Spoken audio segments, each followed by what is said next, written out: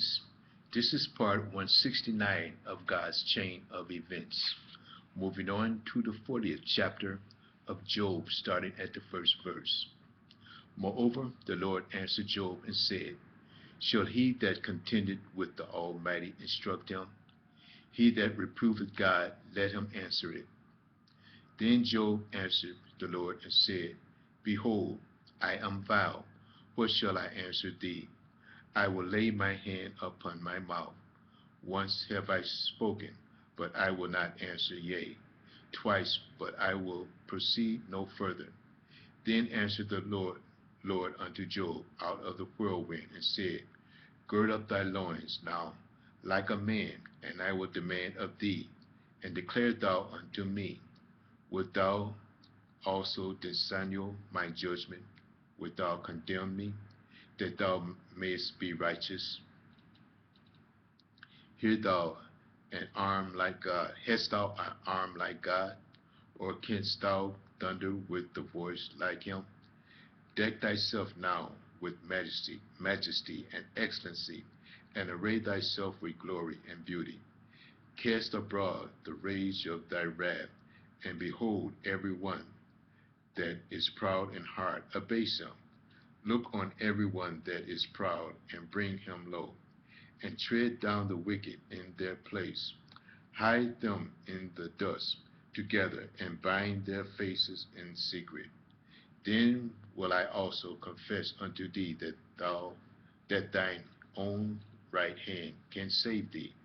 Behold now, Behemoth, which I made with thee, he eateth grass as an ox. Lo lo now his strength is in his loins, and his force is in his navel in the navel of his belly. He moveth his tail like a cedar.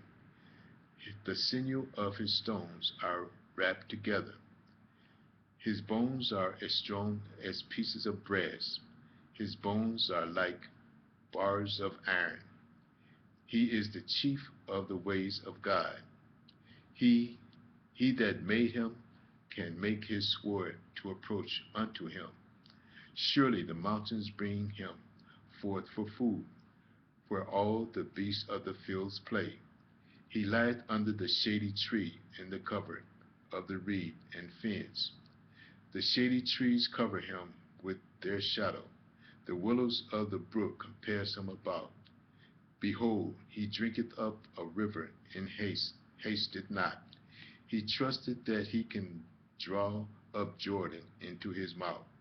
He taketh with his eyes, his nose pierced through snares. Canst thou draw Leviathan with an hook, or his tongue with a cord which thou lettest down? Canst thou put an hook into his nose, or bear his jaw through with a thorn? Will he make many supplications unto thee? Will he speak soft words unto thee? Will he make a covenant with thee? Wilt thou take him for a servant forever? Wilt thou play with him as with a bird? Or wilt thou bind him for thy maidens? Shall the companions make a banquet of him? Shall they part him among the merchants? Canst thou fill his skin with barbed irons, or his head with fish spears? Lay thy hand upon him. Remember the battle, do not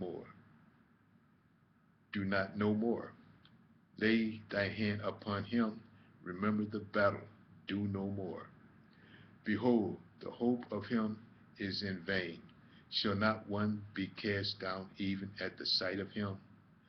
None is so fierce that dare stir him up. Who then is able to stand before me? Who hath prevented me that I should repay him?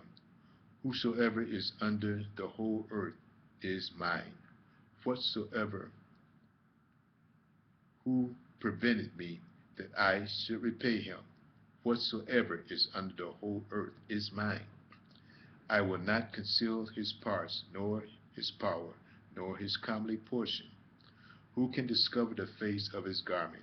Or who can come unto him with a double bridle? Who can open the doors of his face? His teeth are terrible round about. His scales are his pride, shut up together as with a closed seal. One is so near to another, so that air can air can come between them, so that no air can come between them. They are joined one to another. They stick together. They cannot be sundered. By his kneading a light doth shine, and his eyes are like the eyelids of the morning. Out of his mouth goeth burning lamps, and sparks of fire like leap out. Out of his nostrils goeth smoke, as out of the seething pot of cauldron. His breath kindleth coals, and a flame goeth out of his mouth. In his neck remaineth strength, and sorrow is turned into joy before him. The flake of his flesh are joined together. They are firm in themselves. They cannot be moved. His heart is as firm as a stone, yea, as hard as a piece of the nether millstone. When he raiseth up himself, the mighty are afraid. By reason of breaking, they purify themselves. The sword of him that layeth at him cannot hold the spear, the dart nor the habergeon. He esteemeth iron, and draw brass as rotten wood.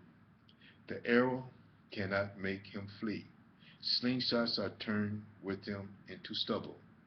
Darts are counted as stubble. He laugheth at the shaking of a spear. Sharp stones are under him. He spreadeth sharp pointed things upon the mire. He maketh the deep to boil like a pot. He maketh the sea like a pot of ointment. He maketh a path to shine after him.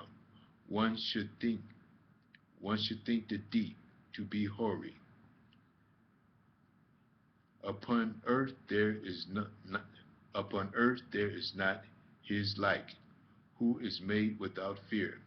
He beholdeth in all the things. He is a king over all the children of pride. Moving on to the 42nd chapter of Job, starting at the first verse. Then Job answered the Lord and said, I know that thou canst do everything, and that no thought can be withholden from thee. Who is he that hideth counsel without knowledge? Therefore have I uttered that I understood not, things too wonderful for me, which I knew not. Here I beseech thee, and I will speak. I will demand of thee, and declare thou unto me. I have heard of thee by the hearing of ear, but now my eyes see thee. Wherefore I abhor myself, and repent in dust and ashes. And it was so, that after the Lord had spoken these words unto Job, the Lord said unto Eliphaz the Temanite, My wrath is kindled against thee, and against thy two friends, for ye have not spoken of me the things that is right, as my servant Job hath. Therefore take unto you now 7 bullocks and 7 rams, and go to my servant Job, and offer up for yourselves a burnt offering, and my servant Job shall pray for you.